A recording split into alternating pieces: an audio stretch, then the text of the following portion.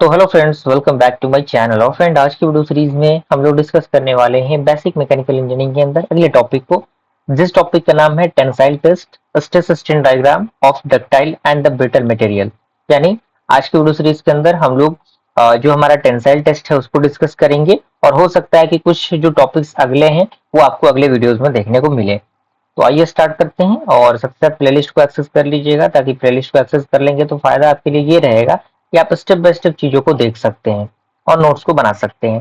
तो सबसे पहला आपका है टेस्टिंग का पर्पस, यानी आखिर टेस्टिंग करने का मेन पर्पस क्या है।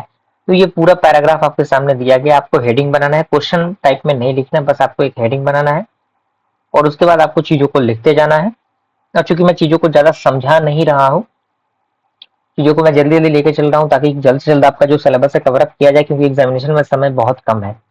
तो सबसे पहला इसमें जो पर्पस दिख रहा है इंजीनियरिंग मटेरियल्स को टेस्ट करने का, उसमें ये है to determine the fundamental mechanical properties like ductility, malleability, toughness, hardness, fatigue, grip.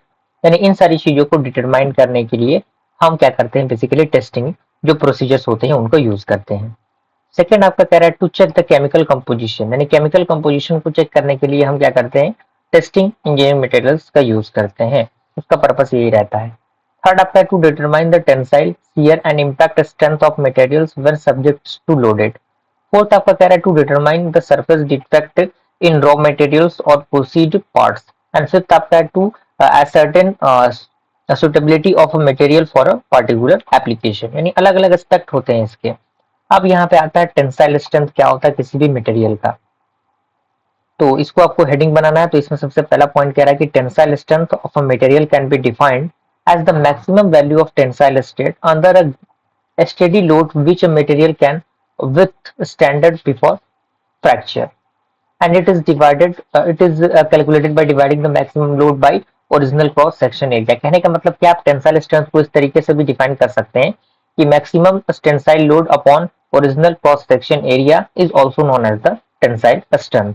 इस तरीके से हम टेंसाइल स्ट्रेंथ को डिफाइन कर सकते हैं।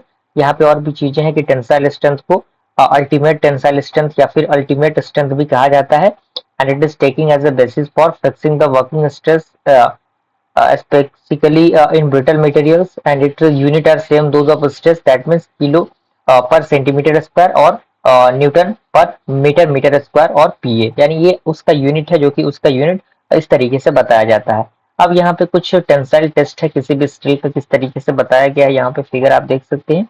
इन सारी चीजों को आप पढ़ लीजिएगा। पढ़ने के बाद क्या कीजिएगा, जो भी पैराग्राफ में चीजें दी गई हैं उनको आप लोग ब्रेक करके पॉइंट में लिख लीजिएगा, ताकि पॉइंट में चीजें थोड़ी सी कम हो जाती हैं और चीजें बेहतरीन लगती हैं।